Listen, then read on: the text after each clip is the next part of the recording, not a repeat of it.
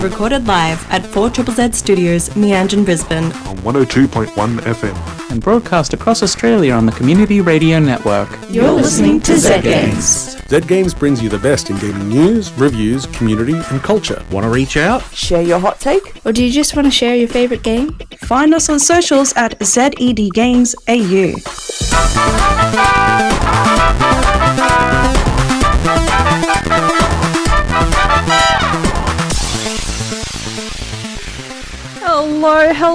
Hello. You're listening to Zed Games. My name is Zahra, and with me in the studio tonight is Hazel and Rani. Woo! It's me. I'm back.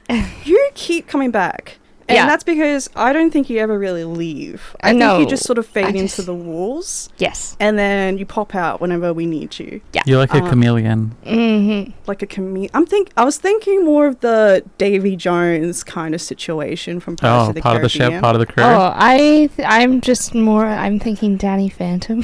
Danny Ooh, Phantom. Going Ghost. I like that Yeah, as that's well. perfect. Which is incidentally what I do to everybody I ever match with on Tinder. All right. But we're not here to talk about relationships and It's a game. popping out of. It's true. The real game is love. But we're here also to talk about things like the week in gaming news and probably some gaming reviews and some gaming discussion. Is this a video game radio show? It could I'm be. starting to suspect it might be. I've only been here for 4 years, and I'm not entirely certain. Well, while we're trying to figure out who we are, very appropriate for the end of the year, I feel. Mm-hmm. We're going to listen to the Week in Gaming News, presented by the very, very, very talented Caroline. What's this? Crawling out of the wasteland that is the post-Christmas, pre-New Year period? It's some news! GTA 6 hacker sentenced. Arion Kurtaj, a member of the international hacker group Lapsus, has been sentenced after a cyber attack on Rockstar Games in 2022, which led to the leaking of about 90 videos of footage from the unreleased GTA 6. The hack in question was made while Kurtaj was in bail in police custody for prior hacking using an Amazon Fire Stick, his hotel TV, and a mobile phone, as his laptop was confiscated at the time. Due to his continued intent to return to hacking as soon as he is able, and the high risk to the public because of this, he will be confined to a secure hospital for life, unless regarded by doctors to be no longer a threat. China cracking down on gacha mechanics. New laws have been proposed by the Chinese government to reduce consumer spending in online games and to combat predatory practices. This would include implementing a spending limit and prohibiting incentives such as daily login bonuses or rewards for using real money for the first time. In addition, the laws would require studios to have reasonable drop rates in loot box and gacha mechanics. After this proposal was announced, the share prices of Tencent and NetEase, two of the largest gaming companies in China, fell 16% and 25% respectively. In response to this, the regulator said that it will study the industry's reaction and improve the draft rules. So it remains to be seen what changes to the regulations will be made and how they will be implemented. Video games help with depression? A study undertaken in Germany and published in Frontiers in Psychiatry, titled Effects of a Video Game Intervention on Symptoms, Training Motivation and Visuospatial Memory in Depression, has shown that using Super Mario Odyssey as an intervention for a period of the 6-week trial resulted in more significant reduction of depression symptoms than of the participants who underwent standard treatment or used a cognitive training computer program. The study aimed to investigate whether playing video games could help people with the cognitive deficits associated with major depressive disorder, specifically mood, training motivation, and visuospatial memory functions. That is, the ability to retain and process an object's identity and spatial location. The participants of the study were 46 individuals who have been diagnosed with depression and who do not frequently play video games in their leisure time. The participants in the video game group were shown to have a significant decrease of depressive symptoms, as well as higher levels of motivation to perform the training. This is following a study published in 2020. Trauma, Treatment and Tetris. Video gaming increases hippocampal volume in male patients with combat-related post-traumatic stress disorder, where, in addition to therapy, participants played Tetris for 60 minutes a day, resulting in reductions of the symptoms of PTSD, depression, and anxiety. And that's all this week in gaming news. Thank you so much for the week in gaming news, Caroline. And can I also just say that last story has me feeling extremely vindicated, Mum. Just saying, don't want to name names, but perhaps there are some similar responses out there. I don't know. I feel like doing anything that really stimulates your brain activity is going to help with overcoming mental stuff. Like, Or make it worse. I feel like doing puzzles, doing brain training stuff. Oh my god, having who a hobby remembers that, brain like- training on the DS? Yes. Oh my goodness, I love You know brain what? training. Now that I think about it, that might have been the happiest time of my life. It was definitely a simpler time. Yeah, it may have also been because I was 10, but you know. I mean, well, look, 10-year-olds also had problems going on. But is it only particularly effective for depression if you don't already play video games as a leisurely activity? Like, I imagine it would probably have a much more obvious impact if you've never played video games before. It is a very different type of media compared to, like, say, movies or a book. It's very interactive. You can be very immersed. So obviously, League of Legends doesn't count. No. That one's not going to that help one you. will I'm probably sorry. do the opposite, I would imagine. And I think that's the thing. Not all games will improve your mental health. Some of Yeah. them will. Moderation. I you know? think Yeah. the point is that you're doing something mentally engaging, you're forming new neural pathways, Yeah. and encouraging your brain to be active and changing, which probably stops you being quite as set into negative rhythms. But if the game also has horrible toxic elements like League of Legends, that's going to undo all of that. Oh yeah. Specifically League of Legends. I'm sorry, not to hate on people who play League of Legends, but you know, I had a historically bad time. I think with they that know. game. I think Yeah. they know. Oh, but like, there is also a benefit to having a game that could be an outlet for any frustration you might be experiencing. Yeah. Like, you know, I've played Left 4 Dead, just like you take care of the hordes, and it's a bit of catharsis. Yeah. Yeah. You know, and then there's something to be said for games that most people find maybe objectively a little bit depressing that might actually still be really good for you. Like, I got a lot out of Life is Strange. Did I Yeah. cry like a baby? Yes. Was that good for me? Yes. Yeah. Did I feel seen? Yes. Yeah. I think it's the same as music, writing, poetry. Yes. It's almost like these are all forms of art and expression of... No, how dare you? Video games aren't art. What are you talking about? That's so weird. While we're thinking about what is and isn't art, my name is Zahra. This is Zed Games, and with me in the studio tonight is Hazel and Rani. Hey. Hello. Good hellos there. You were mid-yawn I was during mid-yawn. your Could you hello, tell? which is so valid. It's been a hot day. I'm ready for a nap. I'm very tired. And also, I was fixated on the banana on a donkey over there. Yeah, listeners, there's a whole lot of just stuff around the studio. You know It's what it's staring like. at me. There's a Don't crushed look at me. trumpet, Look at me. Look at like, me. stuck to the wall. And now look at Hazel, because Hazel has something for us. What I you do for have us? something. I have a review of a little party game called Toasterball. Toasterball. Is that where you put toast into a bowl? How do you make a bowl out of toast? Well, I think we're about to find out, Rani.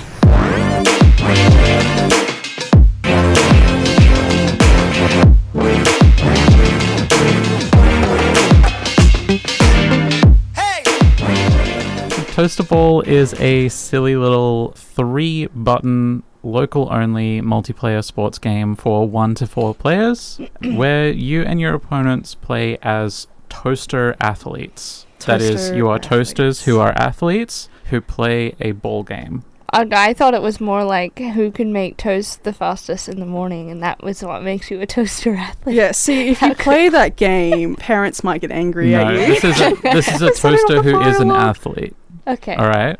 It's developed and published by a French indie studio called Les Crafteurs, who specialize in weird and wacky games to play together on the couch with friends and family. The game has a very friendly cartoon art style and a distinct sense of humor. It loves to pretend that it's taking itself very seriously as a professional esport and allows you to choose your toaster from a cast of athletes that are based on popular appliance brands with their own biographies and nicknames. One of them looks like a cat litter box. Can you please? There's one that's called Smog rather than Smeg, for example. What about the What's the- toaster athlete that represents Australia? Oh yes, there's an upside down toaster I love where that. the toast comes out of the bottom. Of course. They all function exactly the same, but they have cute little differences. Some of them win more than others. That's just a fact. Oh, the ones that I play. It's luck. It's luck. It's luck until you win. Yeah, exactly. And then it's all skill, baby. The gameplay consists of 2 teams called the Burners and Defrosters competing against each other in a little 2D arena to get a bouncy ball into their opponent's goal. Each team has 1 to 2 players, or optionally you can have AI bots fill in places. And the controls are just 1 button each for pulling down and releasing the lever on your toaster's 2 slots, and 1 extra button for picking up any toast that falls on the floor. Each time you let go of one of your levers, your toaster will hurl a slice of toast into the air and do a little hop from the force of the ejection. And with a little practice, you'll soon be using your toast and even your toaster itself to block and redirect the ball in a series of skillful maneuvers, allowing you to score Skill. on the enemy goal. It's not luck. It's skill. Skillful might be the wrong word. What's that? The line again? What is it? I can't remember. You'll figure it out. Go on, Hazel. 10% Yes. skill. Fort Minor, okay. While the bouncing of the ball is rather predictable, the control you exert over it is so intentionally flimsy and ineffective and inaccurate that many games are won by mistake, own goals, or pure happenstance. No, it's all skill. Yeah. Are all of the games that are won by happenstance and luck, and all of that, the ones that you lost? Maybe. Yes. But Rani, correlation does not equal causation. No. Yeah. No. This I know as a scientist. It's pure coincidence. This is made all the more chaotic by the fact that every round of the game features a different randomly selected variant or minigame. In one round, you may be plagued by portals unceremoniously dumping you on the wrong side of the arena. In another, you might find yourself blessed with the power to fire infinite toast. Extremely powerful. These variants, paired with the ineffectual controls, make the game itself as much of a hated enemy as the sibling sitting next to you on the couch. Most of all, the detestable invisible variant, where the ball comes in and out of your vision constantly. I don't like invisible. This isn't to say that the game isn't fun or competitive. Toasterball has learned the secret of many party games like Mario Party. I just almost said patio games. Cardio games. Yes. They're like cardio games, and they're like party games, and they're like Mario games. This sounds amazing. Okay, we'll workshop this That later. secret is You're a to game make dev. sure that the game throws so many obstacles and random chances to succeed at the players that all of your practiced pro gamer skills are useless in the face of your mum getting her 5th lucky shot on you and wiping the floor.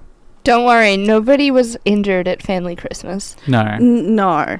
Maybe be- some egos. I did have an asthma attack, but that was just because it was really funny. Yeah.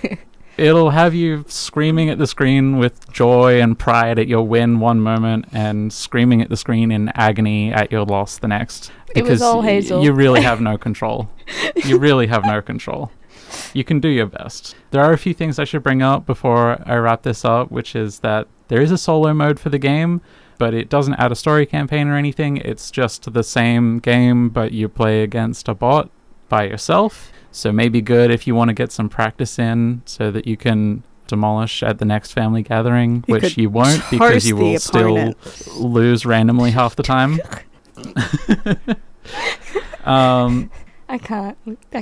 There's no online or network gameplay, so everything is local only. You can only play with people who are in the same room as you on the couch. All the better to Unless push them off the couch. Yes. Unless you're playing on PC and you're using external tools like Parsec or something. But that's no fun, because then you can't push your sibling off the couch. You when can't they're- just Exactly, like glare at them and just exactly. like, "Oh, how dare you?" Yeah, I'm not encouraging any violence, but I probably You would have can't pushed my poke them in the brother off ribs with your elbow Exactly. to throw them off as And the just ball's say, it's going just into their how goal. I hold my controller. What are you on? I need to be like moving around this I'm much. not touching you.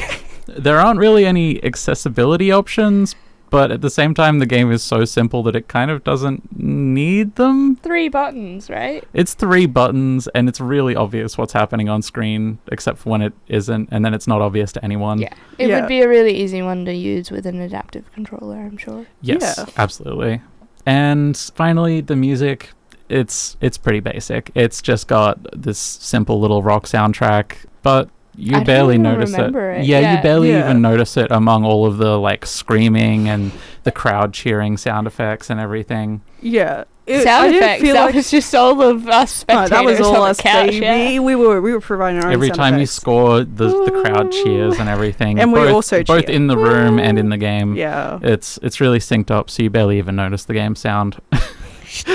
Overall, I think Lecrafter have left quite a bit of potential on the table for this game when it comes to those features that I talked about, like a single-player campaign or online multiplayer. But at the same time, the game is very cheap, and it's still a fantastic party game, so I really don't think there's much to complain about there. It's an absolute riot no matter where you choose to play. It's the perfect excuse to yell at your TV with your friends. Or at and your friends. Yeah. just a great way to spend time with people. I can definitely recommend it if you enjoy party games that are easy to pick up. It's been available for PC since May 2023, and as of November 2023, it's now available on Switch as well. We played a review copy of it on Switch with code from the developer. And it was pretty awesome.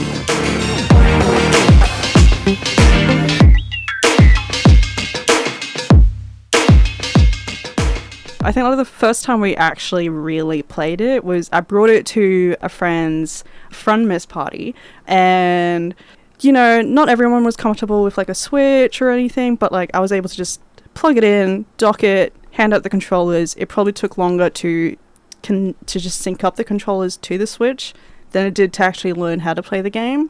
And once the game got started, tons of fun.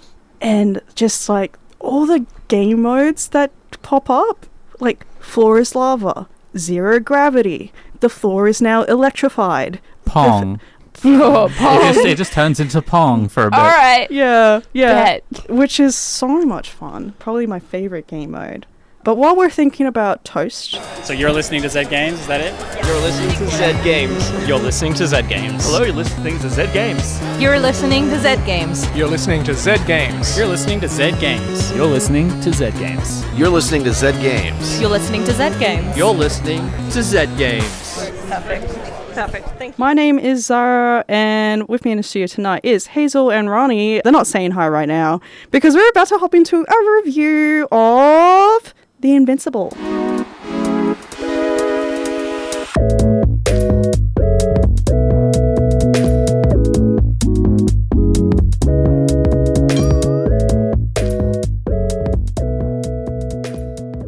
You are alone, your body weighed down by fatigue and an alien atmosphere. Looking around, your head screams with pain, vision blurring for a moment. Eventually, you manage to regain your bearings, enough to realize that you have no memory of where you are or why you're there. There is no one else around. Your radio isn't working. But there are field notes, scribblings on a hand-drawn map, and eventually, you piece together the basics. You're on a planet called Regis 3, and you didn't come here alone.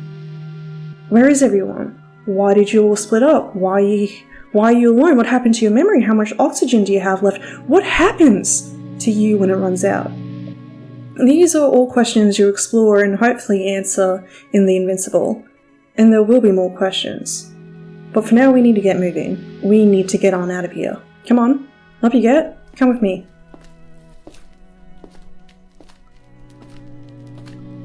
Developed by Starwood Industries and published by 11-Bit Studios, The Invincible is an adaptation of the novel by the same name, originally published in 1964.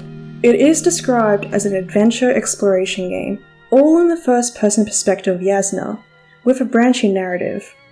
I would describe it as a very beautiful, very immersive and compelling walking simulator with a stunning retro-futuristic aesthetic. The environments are gorgeous and so eerily empty, conveying an almost blissful peace on this deserted planet. Blissful, except for the strange metallic network that extends beneath the surface of the planet. The fact that the planet is technically capable of supporting life that, for seemingly no reason, has never left its strange ocean in millions of years. Or except for the uncomfortable realization that you and your lost team aren't the only ones here. But I'm getting ahead of myself. The game itself is quite straightforward. Using your environment, your notes, and a bit of reasoning, you need to navigate the vast landscapes of Regis 3. You'll have a journal, a map for recording your environment and route, a scanner, and a few other tools. Thankfully, in time, you will regain radio contact with your astrogator, astral navigator, and Yasna will have someone to talk to. Maybe not the friendliest guy, but he is a friend. Unfortunately, he is stuck in orbit with a broken leg, but he does know what is going on. Mostly. So, tasked with finding the rest of the crew, you set out. And this is how the bulk of the game will play out. As you uncover the weirdness of this planet, you'll have a lot of time to discuss what you're seeing, suggest theories, puzzle through contradictions together, or even just reflect on how beautiful the world is. You'll have dialogue options, multiple pathways you can take, and decisions you must make. My favourite part of the game were the quiet, insightful conversations, playing out in weirdly grounded ways. I felt like each character did feel isolated and scared, and even angry outbursts betrayed the true emotions. Fear, uncertainty, guilt. Many times when I was given an option to stay or go, turn left or right, I could verbally decide one thing and then change my mind by doing the opposite. Characters have things to say when they think you're making an unwise decision, and I appreciate being able to go, well, on second thoughts, and then actually commit to my decision. I haven't had the chance to explore multiple pathways in great detail. Replaying the game is too slow and tedious to try the alternative pathway for my early decisions, but there are different endings. Some are quite devastating, even frightening. Some are a bit less exciting, or unfulfilling. There are a few things I didn't like. It is a walking sim and a beautiful one, but you are at constant risk of backtracking, which happens often because navigating in an alien world is hard, and it wastes a lot of time. I spent an hour combing a cave over and over because the interaction prompt hitbox was ant-sized. And the repetitive filler voice lines. Are you okay, Yasna? You need to keep moving, Yasna. Yasna, report. Which will play anytime you're not actively doing more than walking. Newsflash, walking is 95% of this game. However, I would crest a hill and see a vivid ocean before me, music swelling around me.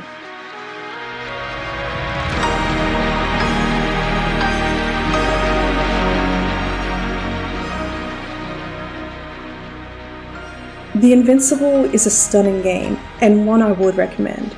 There's nothing quite like looking at the footage from a damaged drone only to find yourself, Yasna, on the last slide, and realize that the drone has actually seen everything, that it saw what took it down. Or to look for people so desperately that you actually start to fear finding someone.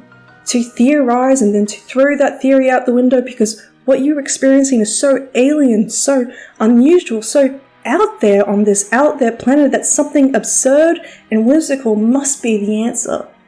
It's a fantastic experience, and one that hasn't left my mind since I finished this game. The Invincible is available on the PlayStation 5, Xbox Series X and Series S, and PC.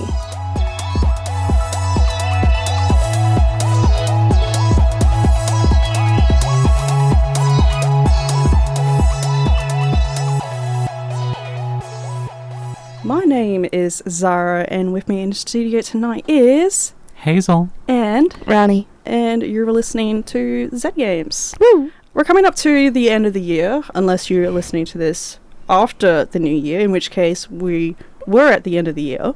Tell us how the future is. Tell us how the future is. It's roughly time for the new year. Do you two have any games that you're wanting to play over the New Year period?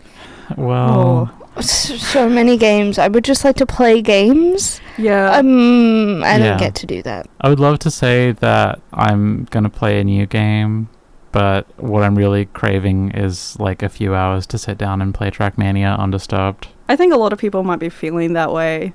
There's like something about the season that's just like nostalgic.